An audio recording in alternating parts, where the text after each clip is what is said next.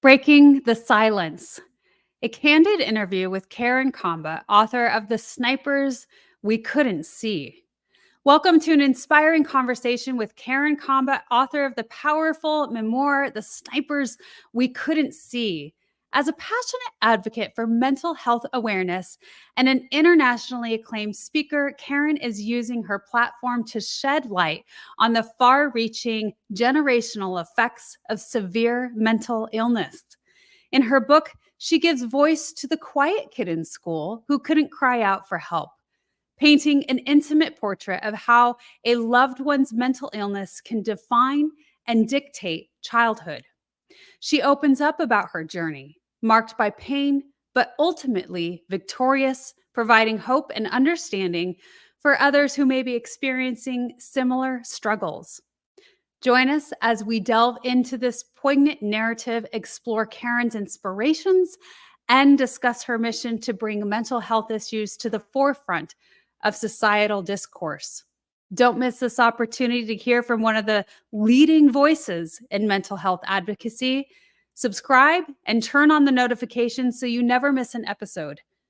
Welcome to the Wellness Driven Life Show, where you're about to go on a wellness-driven ride.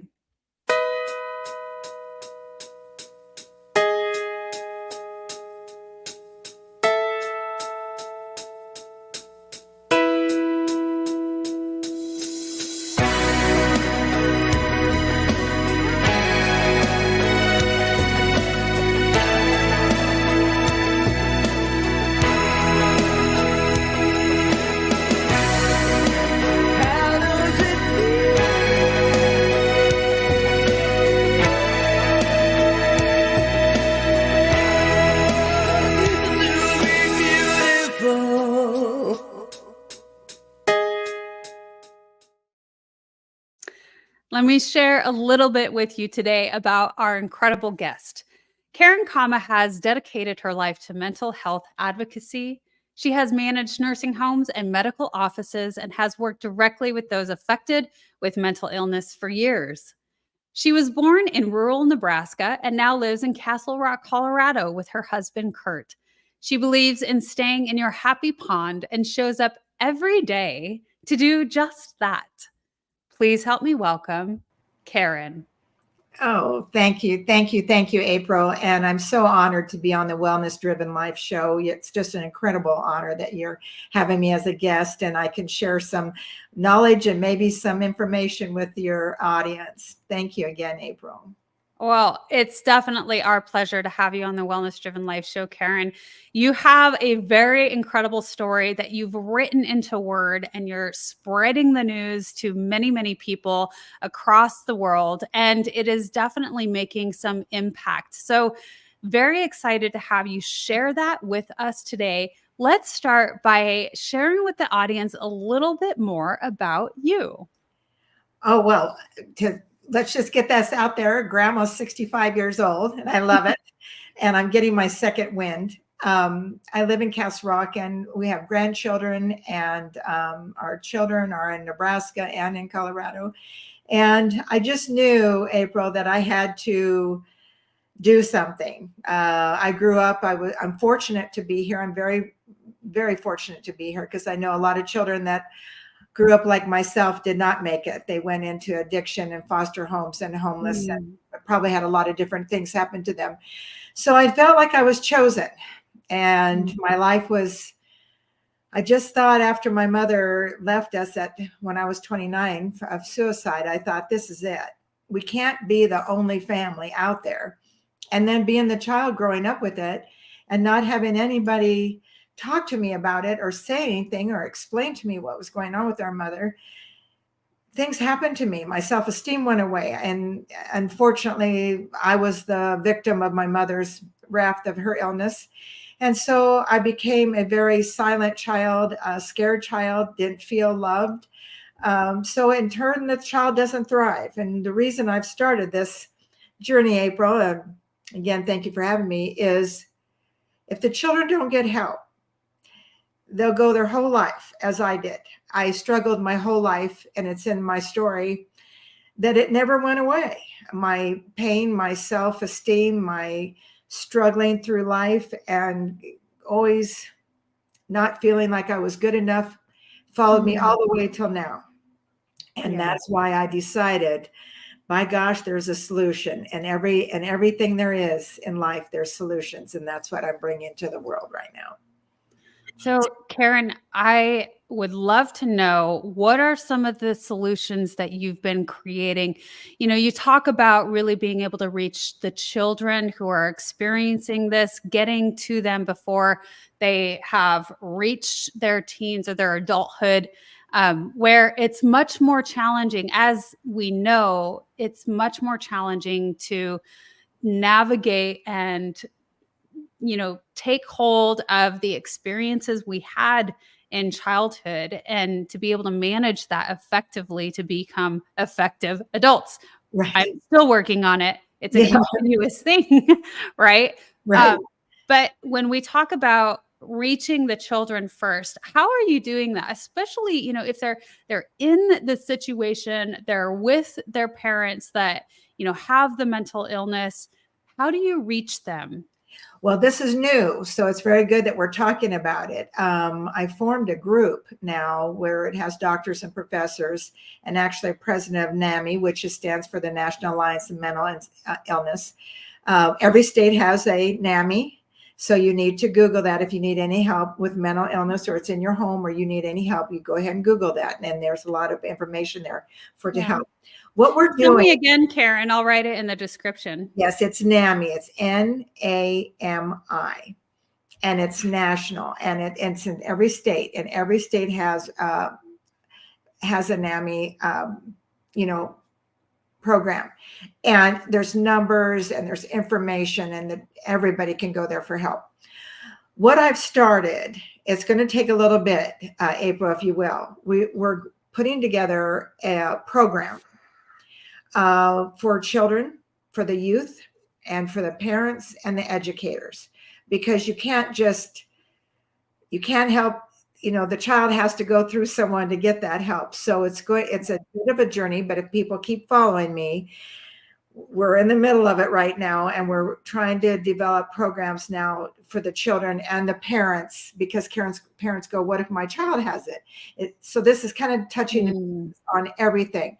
It's the social media, it's the bullying, it's the vaping, it's if I have mental illness at home, if I have it, or if I'm feeling something, and if I know someone, if I have a friend.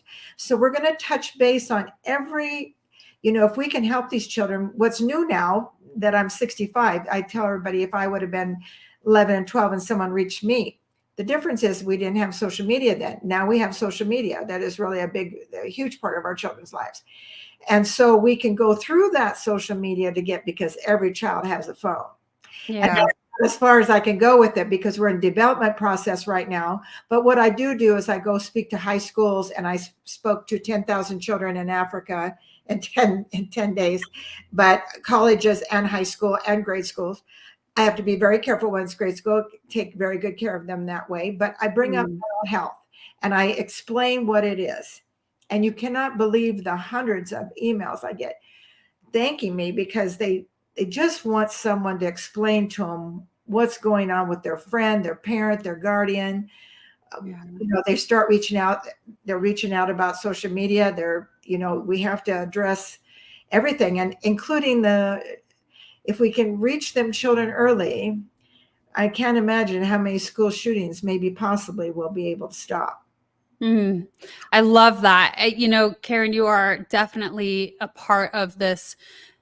I would say it's a large movement. I talk to a lot of people about how mental health is really coming to the forefront more and more and more. And that's a great thing. People are talking more about their feelings. This is what I'm feeling, and not being afraid to, because we're all on this human journey, and we all experience feelings indefinitely. So I appreciate the efforts. You're just a part of that big wave that is starting to happen. Yes. And, the big thing, April, is, if you will, the situation, it's just, people bring it up and they talk about it, but they're not giving anybody solutions. Mm. And I really do believe, if you really look at our high schools and our children, there's a lot of pain there yet. They're struggling. There's so many suicides nobody's talking about. It's getting to the point now where the high schools it's not even making the news anymore. And the children are, that they're not testing out good, and they're just not. I just really, you can tell I get on that bench and I know that I can't do it alone. That's why I'm creating a village, and it is a village, and I'm just one of millions that are stepping up to the plate. But we did know, when we do talk about it, teachers are leaving the teaching field because they don't feel like they can teach and be open about teaching to these children, because they're scared they're going to get, they're going to say the wrong thing, or they're going to do the wrong thing. And we're going to try to take that owie away and simplify it and get back to the simple gut way of making your life better, so that you understand, and let the children know they're not alone, and the parents aren't alone, and the teachers aren't alone. Nobody's alone in this world. Yeah, there's an immense amount of guilt if something were to happen when you're in those positions of, teachers. And I came from the law enforcement background, so you always risk that if you say the wrong thing, do the wrong thing, these are potential consequences of that. And yet, to be able to understand that that is, somebody else's choice, and it's not about you, and we are only doing the best we can and leading by example. It is a challenging position to be in that route. So you're right. It's not only about, hitting just the kids or the parents specifically. It's really this well-rounded, broad audience of everyone needs to learn maybe some techniques. So Karen, one of my questions would be, as you were a child, you talked about it would have been very helpful for you to have somebody explain to you what was going on with your mother. Why is this happening? Is there a logical reason for this? Is there a scientific, is there something happening that I just don't understand, that I could use explanation? Outside of that, Karen, what are some of the things that would have been very helpful for you as a young girl? Well, it's very painful for probably a lot of people listening that were in a family such as mine, before me, after me, and will come after me if we don't do anything. Being beat at home. I watched my mother change in front of me at the age of 4. No more love there, and no more hugs, and then you're ridiculed every day. So you have to realize this child's going home when the reason I suffered in school. These are signs you can look for a child. My gosh, if they're C and D students, you might want to take a good look at them. If they're D and F students, you need to take a look at that. Yeah. Because the reason I struggled in school was because there was no homework at home. When I watched, I couldn't hear what the teacher was saying. I was engulfed in my own mind, watching the clock, because I knew when that bell rang, that was 1 minute closer that I had before I had to go home. And I was fearful at home, and I never knew what mood my mother was going to be in, and I never knew what the door was going to open for me. So my whole life, every day as a child, can you imagine 365 days a year, all through your life, you're just staying outside, you're doing, and you're so scared because you don't understand what's going on. So you don't say anything to anybody. And that's why I talk about the quiet child. They're the child sitting in that classroom doing nothing. They're not sick, but they're quiet. Yeah. And there's telltale signs. Yes, there's very signs. They're very quiet. They're not socializing.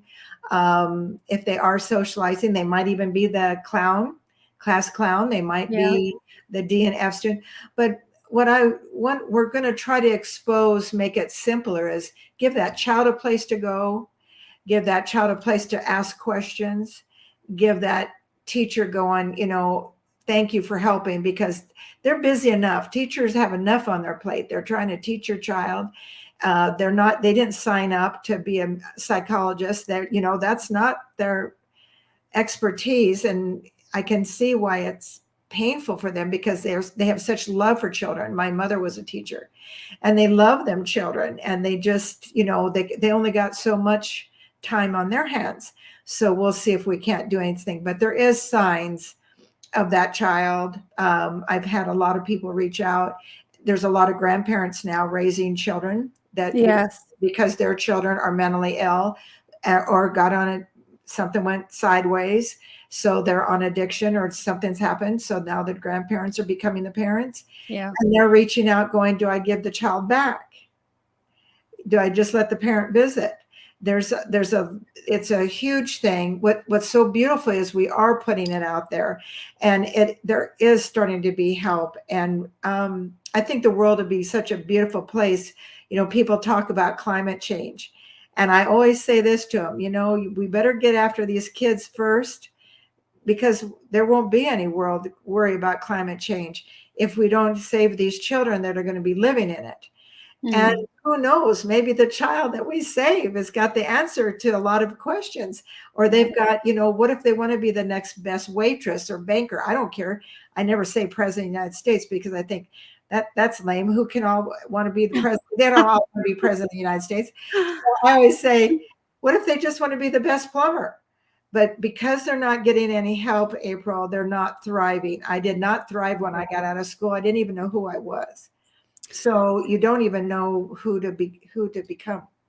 Well, Karen, it sounds to me like at age 4, that's the time period that you realize something's not right here. Yes. You said your mother switched.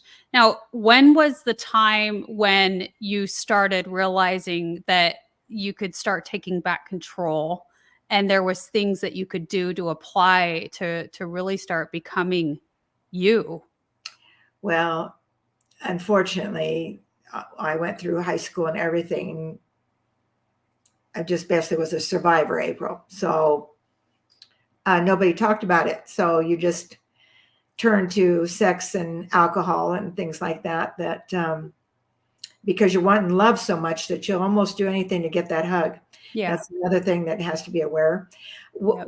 When did I become, I think when my mother left us, unfortunately, and I was 29, I think at that time when I was just starting to accept her, and I was starting to let her talk. They don't talk normal all the time. She was in and out of institutions. Every schizophrenia and mental illness is different. I do have to say, because every brain is different. So and every level of schizophrenia is different. So as she was aging, things were changing. She wasn't staying the same, if you will, the same level of it. And then I was turning into adults. And I was having children. So then just when we were starting to make peace with each other, and I realized that she was never going to be totally well, she left.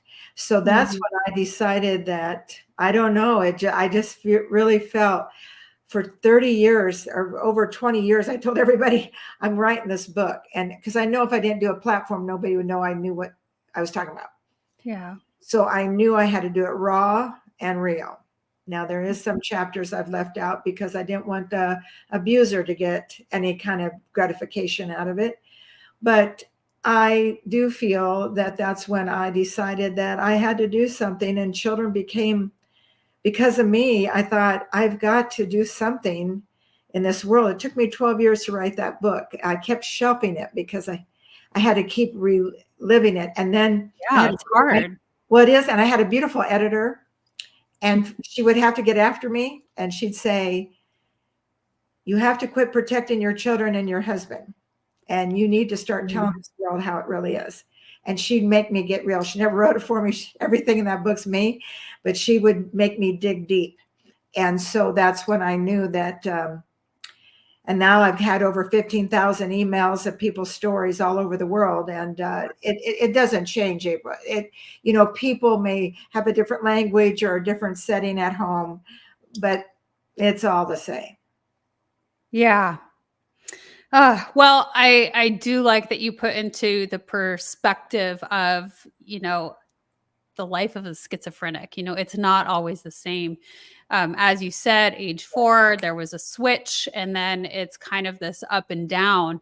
And, I can only imagine, Karen, what you went through as a mother when you became a mother yourself, wanting to maybe protect your children, not have so much involvement. I mean, that would be huge. And then maybe even the fear of, are my children is this going to carry on through the generations? Or even the fear of yourself, am I going to develop this? And, we come into that, but I think that as long as that we know that there are things that we can do to do within ourselves and to take care of ourselves to the best that we can and continue to learn in that and grow in that, things will be okay, and they will be what they will be.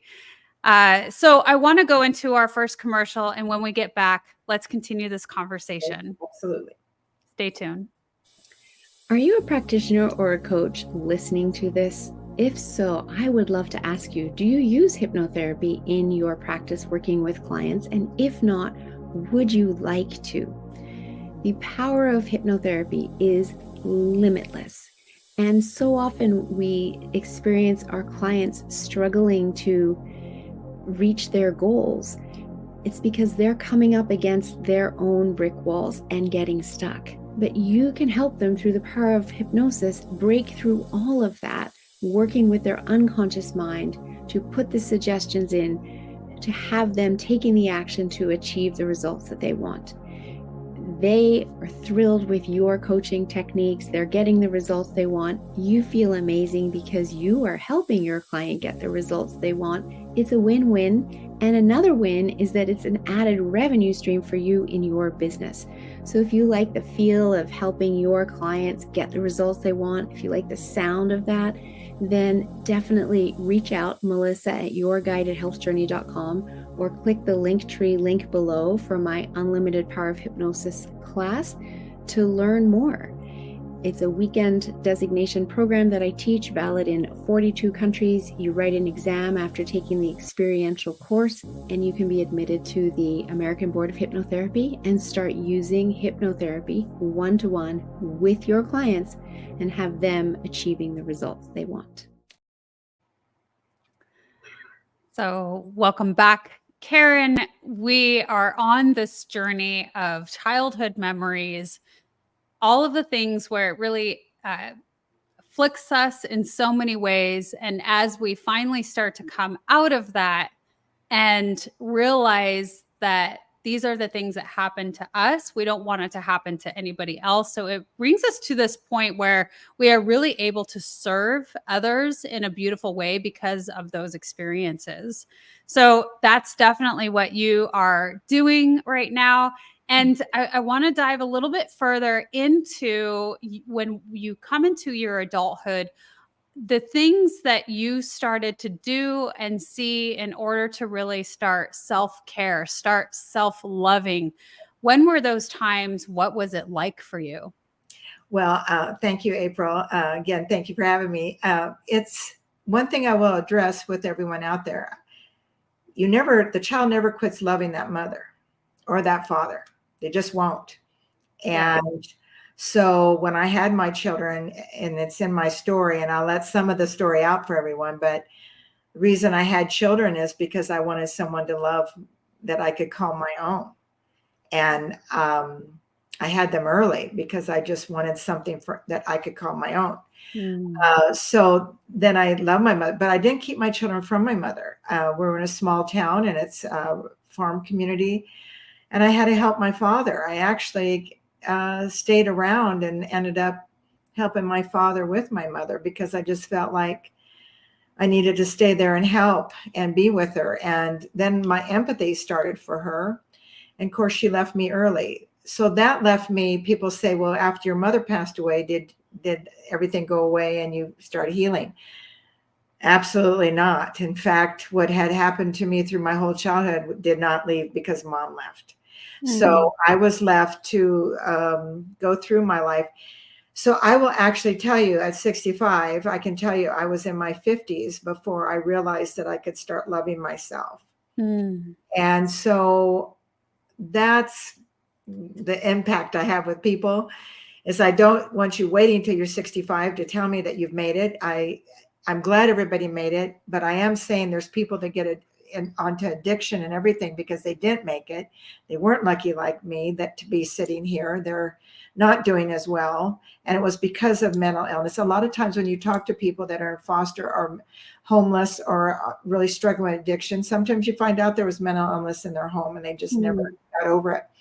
So that's my passion, is to get to these children early so that they get educated and they thrive and they don't have to be me. Yeah. It sounds like you were definitely in that stress, the fight or flight, Yes. mode Yes. for the majority of your life. And when that becomes so habitual in early childhood, it is very difficult to break free of that. And so I definitely understand the passion to wanting to put a halt in that as much as possible with people who are going through that experience at younger ages. And it also sounds to me like maybe you utilized your children as a form of survival too, a coping mechanism, rather than turn to drugs or a more challenging life. I think that sometimes we can utilize our children as such a blessing because of that. It gives us something else to concentrate on other than the internal chaos that we're experiencing. Right. My children saved my life. They absolutely saved my life. And my husband of today, my dear Kurt, but my children saved my life. What they kept me doing was every time I fell down into another abuse of whatever kind, I would fight back. And everybody goes, you must have had that genetic inside of you. The genetic probably is there, the will to survive. But I will tell you, I kept telling myself I had to get back to my children because I was struggling my whole, it was hard on them. We've had our peace. I love them very dearly. They're grown adults now, but they had to watch. And a lot of times it was very painful. So you have gone into some more of like a public figure. Yes. And so how has that journey been for you? Can you explain a little bit about what made you go into that realm? I know that even public speaking is one of the most difficult, challenging, fearful things that human beings can experience. And so coming from the background that you come from, how did you fall into that? Well, I think it was a blessing that I didn't study it. I think I would have scared myself to death because I would have done it. But I did the book, and then all of a sudden I had the gracious, beautiful opportunity of Wally Lamb endorsing it right away, the famous Wally Lamb. And then I had incredible publicists grab a hold of me, and then my agent, David Fagan, and he's just, between him and people getting to know me that way, and then all of a sudden the topic. And they go, would you consider helping? And then I just said, well, this is my mission. So what do you need? Well, can you come to Africa and help us do the keynote tour and talk to children and do your thing on mental health and mental awareness? And I said, sure. So that's where I got my feet wet at. I went to Africa, and they were so receptive. And then when you find out that they're suffering just like everybody else, because 1 out of every 6 families has mental illness of some kind in their home. And when you do that and you put the numbers to it in the world, then you know how much work you do. Then I came back and they found out I had done that. So there's a foundation called CAYS, CAYS, headed up by Stedman Graham. And they were having a big function in San Diego. And they said, you want to come speak to 4 high schools in the classrooms with the children? And so I went, and then it kind of took off more. And basically I get in the classroom when they do want me to speak in the classrooms or with children. I just start telling them my story and say, you're not alone. and you need to start saying something out loud. And then usually what was very nice there with the case is the teacher was in the room and she's hearing the conversations of her students, and she's hearing what they're saying. And then all of a sudden their little hand goes up, and you have to be very careful. I have to be very, very careful. And I tell them resources they can go to, because I am not a doctor, nor do I pretend to be one. I tell them I'm one of them. And I said, now this is who you need to talk to. So I basically, when I talk to children, it's getting them the help and giving them little numbers and people they can reach. That's very impactful. And what a blessing to be able to work side by side with Stedman Graham too. I have been fortunate enough to see him speak, and he's one of the most profound speakers I have seen. I really appreciate his work and his messages. Yes. And so when we talk about the children, and, when you see that there is a change, that there has been an impact, Yes. What is that like for you? Or better yet, what is one of the most biggest impact stories that you have from now, the point where you have started this journey of building the awareness? Well, there's been a lot, and I won't do names or anything or let you know where they're at naturally to protect them. But one of the biggest ones was, I'll give a light one, where grandparents the mother wanted the child back. And she had a form of schizophrenia. And they said, I'm going to read your book, and can I talk to you?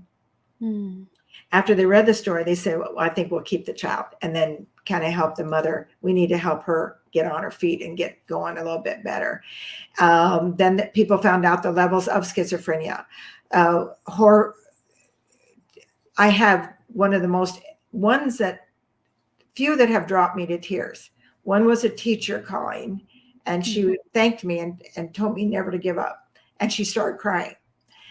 She said, I don't care how old you get, don't you quit.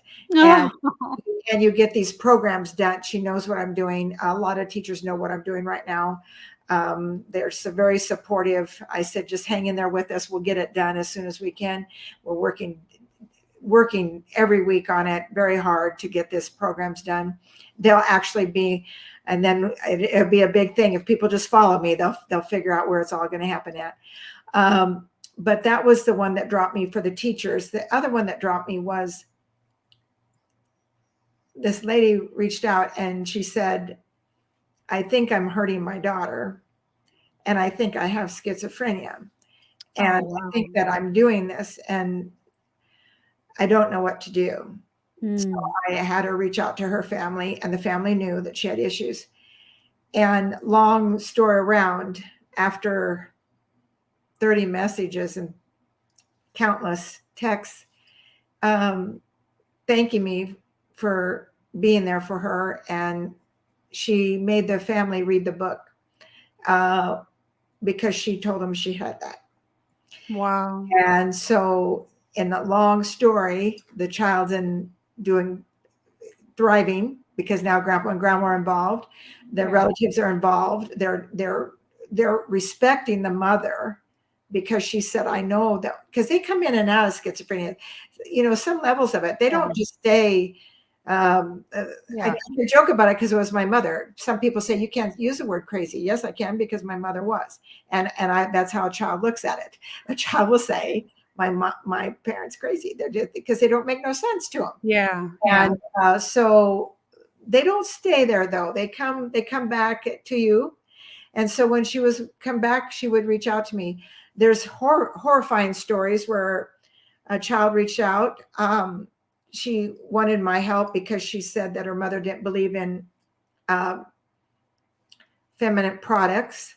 And so when she would have her cycle, she'd be walking to school and she would just grab weeds or anything she could to put in there to absorb it. And then when she got to school, to get to tissues and stuff there at school. So there's a lot of things going on out there. And if people think that it's getting better, they better join with the programs that are doing and just talking about it out loud. The one thing I will tell you, April, somebody says, what can you do to help? What can I do while I wait for you to get why everybody's working on this? What can we do now? Yeah. If you're a relative, you know that's going on. The best thing that happened to me is when my aunt and uncle would come get me once in a while and just take me for ice cream or a hamburger and French fries. A child doesn't want a different mother or a different father or a different guardian. They're not asking you to remove them from their home. They just want you to give them a little bit of a break. Maybe show some love to your neighbor if you know that's going on. Give that child a break and take them to a movie. They're just wanting a little bit of break and a little bit of normalcy, and just show love and compassion, because everybody knows where that mental illness, and that person's living with mental illness, and it's sad for them. My heart bleeds for everyone that has that, because that is not what they chose to have, and they did not choose to have it. But love and compassion, and relatives know when it's in the home. And if you can't do something about it, find someone that can maybe give that child a little bit of a break. That's a very powerful statement, recommendation to just give the child a break, because sometimes it's not always the best to just completely remove or what have you. And you're right, those children do love their parents. That doesn't ever go away. And that is a part of them. And it's a very delicate situation.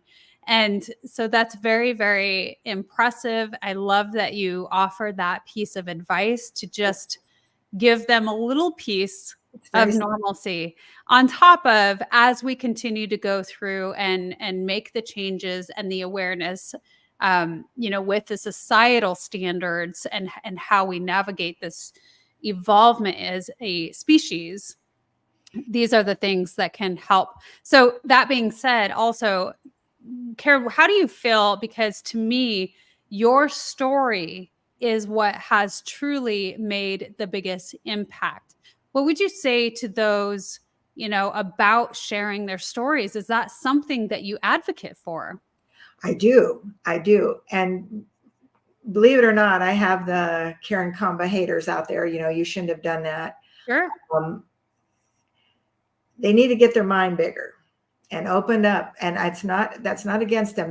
Everyone has a right to believe however they believe. And I'm totally into that. And my integrity and my trust and I'm good with myself and I'm good with others. But they need to really realize what we're trying to do here.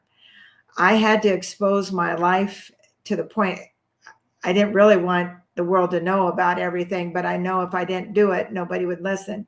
And I want everybody with stories out there, you just come forward with them and don't be afraid, because people are good, April. People are so good out there. Yeah. Nobody, everybody says, oh, the world's in a terrible place and everything's so sad, and no, it's not.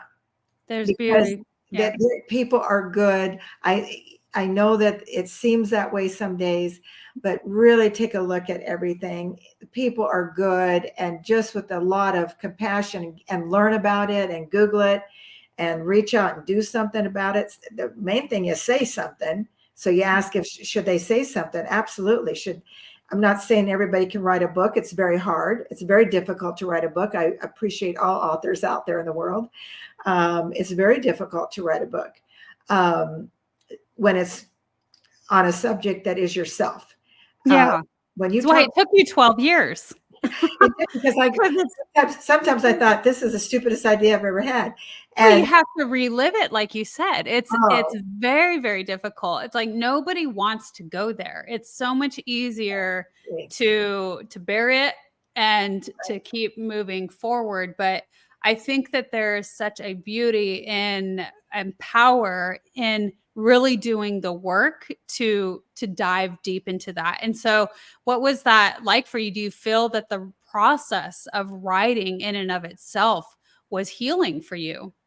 Well, by the time I got done, I realized that halfway through, in order to finish it, I was already healed up.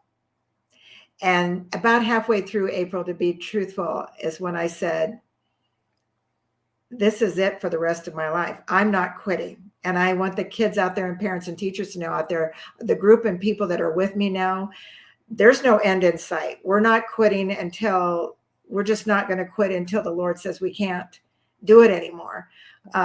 Because kids matter. I mean, people matter to us, but children really matter to me. And every time I lay down, I know that I always said if I could help one child, I'd be happy and that'd be the end of it. Well, now I know I've helped a lot of them. So now it's not enough for me. So it's like, okay, so I tell the team, and I tell anybody that's working in mental health, I'm so proud of you and the awareness and everything, but keep doing it, keep pushing, because we need to go faster. We need to go faster for these children. I think it definitely, writing the book has given you that propelled action and wanting to, like you said, this is it.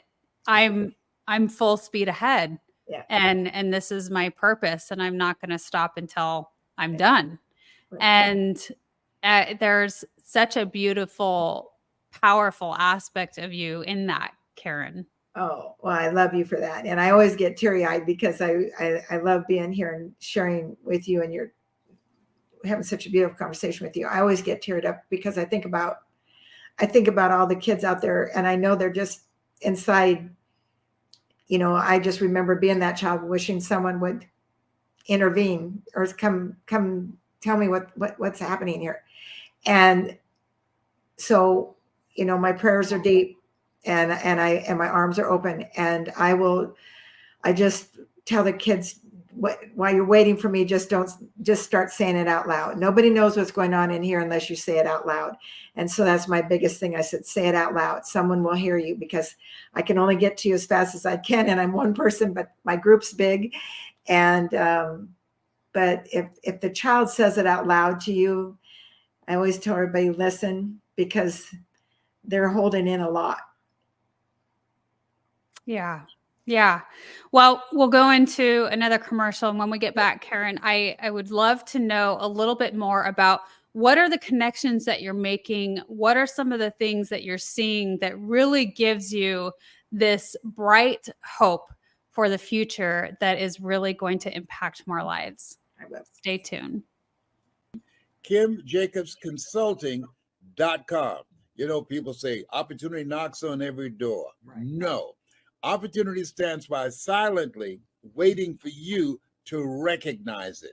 So I want you to recognize that this is a time for you. This is an incredible time to have your own talk show. It establishes a level of credibility. Yes. And by being exposed to people on a regular basis, it allows you to strategically begin to impact and attract your audience.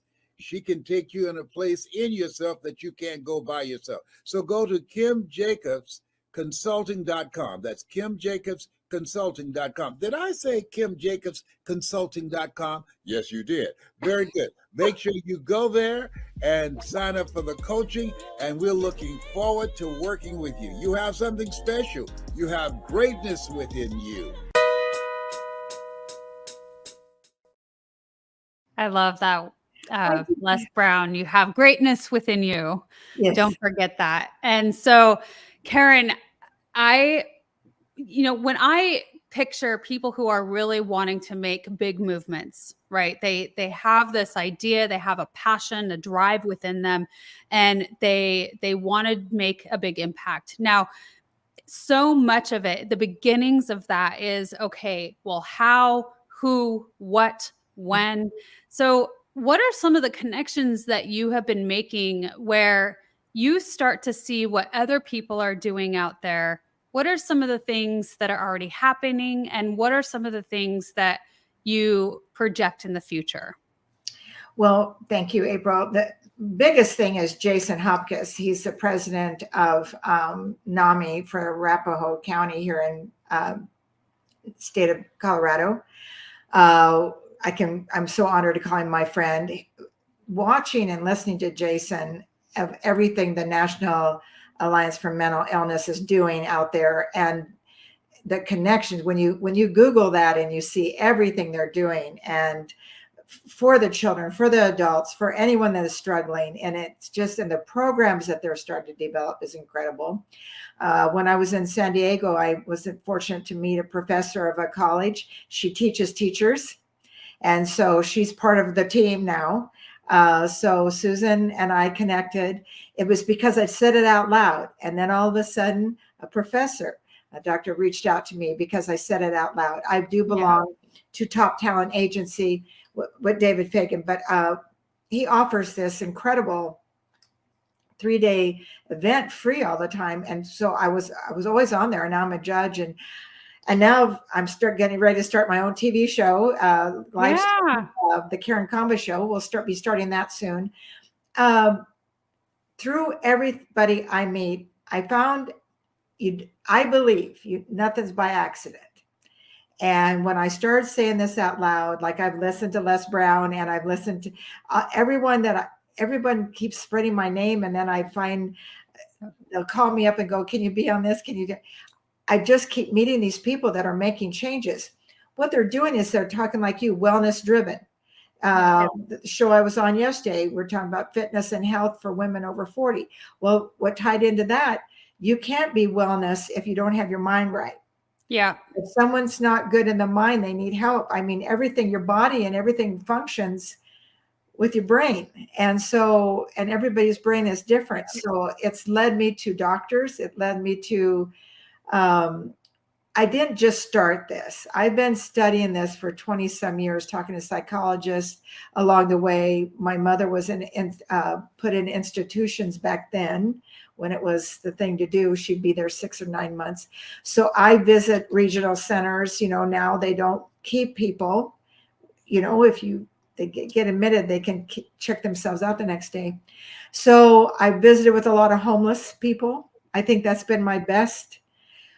That has been, I will say, my motivation has been the children. I went to a Starbucks where I knew I'll keep the Starbucks where it's at so the kids can stay. There's a Starbucks here in the state of Colorado where all the high school kids go to get coffee or go for their break. I went there and visited with kids, and they didn't know what I did, and they didn't know what I was trying to do. And I said, what would you want in school? What can we do, or what can we have around you? Well, we all want mental health. We need mental health. We're asking for it. They're resilient, and they're asking for it. That was my big motivation. When I went and visited with homeless people, it hurt me that a lot of them came from a home like myself, and they never did thrive. So the connections are long. Your show, I would have someone have to reach out to me and say, what is your connections? I have so many beautiful connections in this world now with doctors and psychiatrists and NAMI. I am a member of that. And I do believe that you can go on there, you can offer your help. If you just don't want to get into, you can Google, you can YouTube, like wellness driven live show. You can go on to YouTube and Facebook, go for wellness, fitness, mental health groups. And all you do is say it out loud, and there you have it. There's just more and more people, I do believe in my heart, saying we've got to fix this. We can fix this. It's not, we won't be able to solve the schizophrenia illness. That's not curable yet, but they are making ways but we can help the children around him and the parents around him. And just think of my poor father. I mean, he had to work because mental health wasn't covered by insurance. So he became a workaholic, and he was our rock, but he had to work all the time because he had to pay the bills that are extremely high. Yeah. Yeah. It's very interesting, the effect that it has with so many people around. It's easy to become the workaholic for a number of different reasons. To pay the bills, that's a form of escape. Yes. Many people go into that route where they just work because it is that form of escape. And the reason I wanted to shed light on the connections piece is because when we start talking about these things that matter to us based on our experiences, maybe that's the calling, right? We were put into the experiences in order to have them to stand up for something or shed light on something and be that coachable, teachable moment for others, because now we have this wisdom from it. And when we do that, it's just amazing. And it sounds to me like this has definitely happened for you, but there's these synchronicities that start to come about, and the opening of possibilities, the opening of doorways that start to form. And the beautiful aspect of when we get to see others, thrive based on our movements and our choices. Yes. And what's beautiful is when I get done with college speakings, because I tell them I'm hurrying. We're trying as hard as we can to get this programs done. They email me and they go, guess what? We know what you said. Don't wait. Get busy. So the kids are meeting with iced tea or pop outside. A lot of colleges are starting their own little groups, and they're starting to go, you want to talk about it? Say it out loud. Let's talk about what's happening, And so they're forming their own little groups. In Africa, this young man emailed me. He goes, they have to walk to school, so they don't have buses. So he says, we have to walk 10, 12 miles to school every day. So he goes, I started talking to all the kids that I walk with. Hey, is everything going on and good in your home? And they're starting to say it out loud. And in turn, it's creating their own safe place, their own, getting it out there. Support network. Yeah. And they're starting their own healing and their own protectiveness. And so I'll tell you, it's just really taking off. And I hope I live a very, very long time to see all the rewards of this, because I do believe change is coming. And that's what I wanted the audience to know. It is coming, and people are really jumping in. There's therapeutic places they can go for children with mental struggling with any kind of bulliness or anything that, where you can go to a ranch where there's horses. They can start feeling the love from an animal, as in my book, my salvation was my animals. Yeah. I love that you bring that up. One of my daughters, she did that with horse therapy, and she loved it. So there's so much power with the animals. I think they're here to be our little guides and our comfort, when things are so tough. So such a blessing when we start looking at that. I'm a big advocate for nature and being outside and really, getting a bigger picture of, it's kind of like when you drive up this really tall mountain and you look up and you have like this viewpoint of the city down below, if you do it at night or something, and you realize how small things are. And, it's kind of like a shot from space, and then it's just being able to see something in a different light, a different perspective, and how profound that can be for people. So I would love to know, Karen, what are some of the things that you do each day to kind of help you? I know that you're very propelled and motivated to create these changes, but what do you do for you personally to maintain your overall wellness? Well, the beauty part, when I was going through all this, I've always worked out. And I think that's very critical. Yeah, in movement. all life. People need to physically move. And especially if you've got stress or anything going on, I really push that.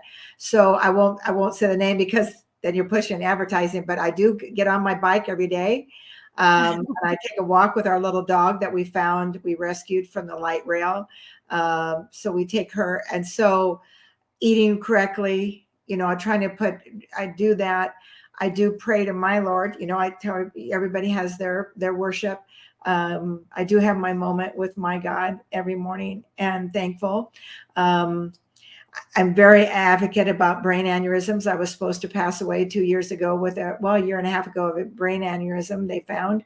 I actually felt it, which is, I think, she doesn't even know it yet, but I thank Sharon Stone every day in my prayers, because you're not supposed to feel a brain aneurysm, and I did. Yeah. Let's tell Sharon Stone what come on the Wellness Driven Life show. She's the one I would love, because she saved my life and she doesn't even know it. Yeah. So I just don't take any day for granted, no matter what. Did I hang up on that? No, because my kids need me. So you just know if you're still here. I think it's like this. I always say, I'm a kind of a humorous person too, but I always say, if you wake up and them eyes will open up, then you got another shot at that day. And I always say every second will not be relived.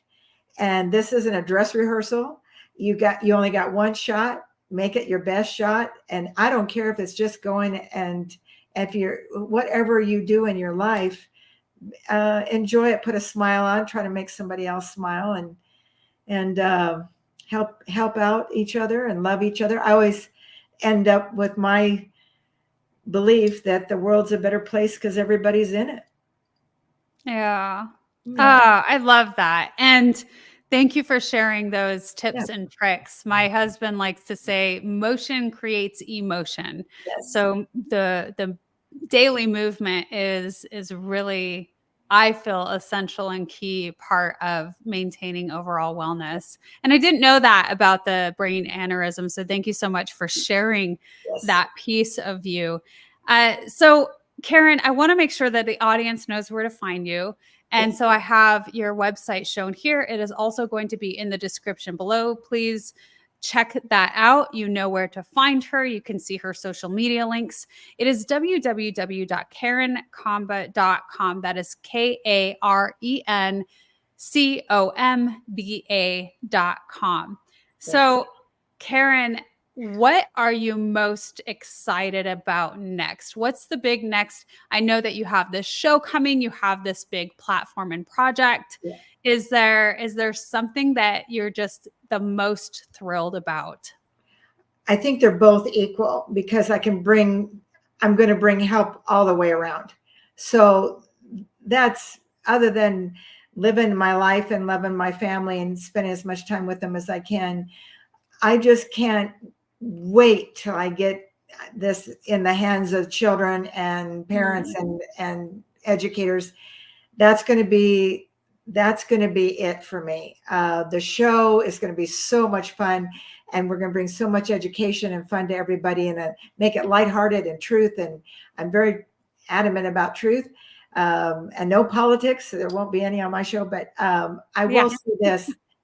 If we can master these programs like we're working on, that's the reason I know I'm still here. Yeah. Oh, that is exciting. Yeah. So that's the best. Your show that's coming, how do you envision that? So you just touched a little bit on it, but are you going to be interviewing people, and what types of things do you really want to provide to your audience? Well, getting to know more people that, you don't, just because you didn't end up on the New York Times bestseller list as an author doesn't mean you don't have the best book. So I'm on a mission also to find authors that didn't get acknowledged that should have, and they have a story to tell. And then I'd like to bring people in that are doing things in this world, like even on farms. To give you a little example, they have grants where these guys from Africa are coming in and working at these feedlots in Nebraska as learning for how to take care of the animals, to take it back with them, or there's just some beautiful things happening in this world. And people are doing hard things and doing neat things, and they're going, this is how I'm giving back, and this is how I'm giving back. And so I just tell everybody, watch for it. There'll be a way that you can get on the show. We're going to make it lighthearted. I do want some humor in there. I want to bring people some humor in there, the fun things in life, because there's got to be people out there doing stuff that's just hilarious, and make everybody have a better day without and it will be stress-free, because I will be interviewing a lot of people that are motivational, doing things spiritual, or they might be motivating, or they might just be doing something that nobody knows they're doing at a zoo. If I find them, they'll probably be on it. Oh, that's great. I'm very, very excited. I can't wait to see this blossom and bloom into what it's going to be. It's going to be incredible. Thank you for creating something else, like we do here on the Wellness Driven Life Show. But I feel so much, Karen, like we share our stories, but the more of us that are able to present things like this to our world, the stories and the passions and the innovations, the better it just becomes. We're living in such an incredible time where we have the opportunities, where we have information that is pushed out like that. I mean, we're going live right now. It's just an incredible time period, and we can just have such an expansive reach for supporting one another. Yes. So, Karen, I want to ask you, is there anything else that you want to share today on the Wellness Driven Life Show? Well, like you'll come to know me now. I want to thank you, April. What an incredible woman you are, and what an incredible show you have, the Wellness Driven Life Show. To have me on it has just been a complete honor. And now I can honestly say I have a new friend, and I want to stay in touch with you. And I hope someday you're on my show. And if not, stay in touch with me, and I'll stay in touch with you. I just love meeting incredible women like yourself, and it's just a complete honor. So this is applause to you. Oh, thank you. You were making me blush before the show started, Karen. So you just have so many wonderful things to say, and you are a beautiful light in this world. Thank you so much for being brave enough to show up and to be that. So thank you again for being on the Wellness Driven Life Show. And again, I want to let the audience know you can find Karen's information in the description below. So thank you so much for tuning in. Goodbye for now, and until next time.